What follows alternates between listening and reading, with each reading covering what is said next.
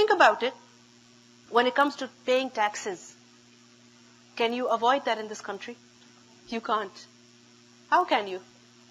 But paying zakat, can you avoid that in this country? Easily. Which imam of the masjid is going to come after you? Brother, you give zakat. Sister, you give zakat. Who's going to do that to you? No one. So, what is it that's going to make a person give zakat on time, properly? Fear of Allah. Similarly, what is it that will make a person spend in the way of Allah? Spend on the poor and the needy. Spend on the masajid. Spend on those people who are striving to learn. Or, for example, sponsoring books somewhere. When will a person do this? When he has fear of Allah. And when will he spend on his family, on his children, wherever he is required to spend? When he has a fear of Allah. So, وَمِمَّا رَزَقْنَاهُمْ يُنْفِقُونَ. Now, if you look at this ayah from the beginning, what do you see? 3 characteristics of muttaqeen. First of all, that they believe in the unseen. Secondly, they establish the salah. And thirdly, they spend out of what Allah subhanahu wa ta'ala has provided them. What does this ayah show to us? The importance of, first of all, belief in the unseen. Secondly, the importance of salah. And thirdly, the importance of spending in the way of Allah subhanahu wa ta'ala. Now, as far as the importance of performing salah is concerned, the importance of salah, as far as that is concerned, there is a hadith from which we learned that a man once came to the masjid and he prayed salah. And then he went to the Prophet ﷺ and he greeted him. The Prophet ﷺ responded to his greeting and he said, "Irji' fasalli fa innaka lam tusalli." Go and repeat your salah because you did not pray properly. So he went and he prayed again. And he came to the Prophet ﷺ, greeted him. The Prophet ﷺ said the same thing to him. So he went and prayed again. And this happened 3 times.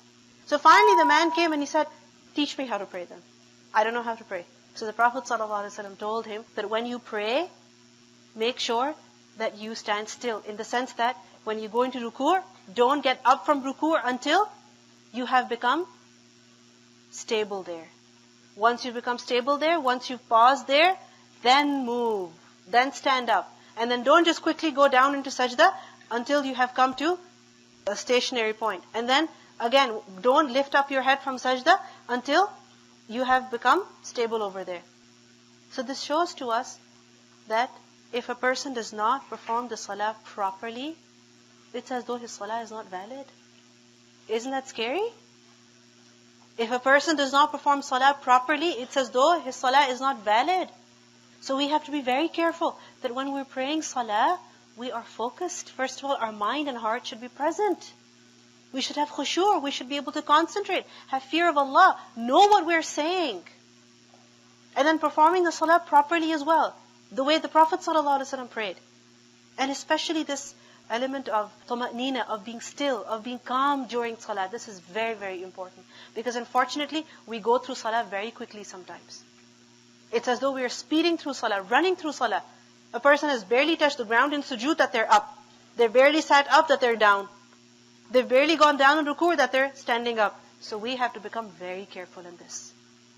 From this point onwards, pay attention to your salah. Who will pay attention to his salah? The one who has taqwa. The third quality is that they spend out of what they have given. Whatever Allah subhanahu wa ta'ala has provided them, they spend. In Surah Al-Furqan, ayah 67, we learn, وَالَّذِينَ إِذَا أَنفَقُوا لَمْ يُسْرِفُوا وَلَمْ يَقْتُرُوا وَكَانَ بَيْنَ ذَلِكَ قَوَامًا. That there are those who, when they spend, they do not do so excessively or sparingly. Meaning they don't go to extremes. That, oh, they became very emotional. Whatever money I have, let me just put it in the donation box. And then they have nothing left. Or sparingly, meaning being very stingy. In the sense that, yeah, I have this much money, but I have to buy that jacket for myself, so I'm saving this money right now. Too bad I cannot give these $2 over here. This is not the way of a muttaqi person.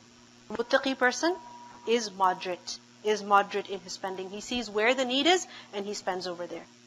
الذين يؤمنون بالغيب ويقيمون الصلاة ومما رزقناهم ينفقون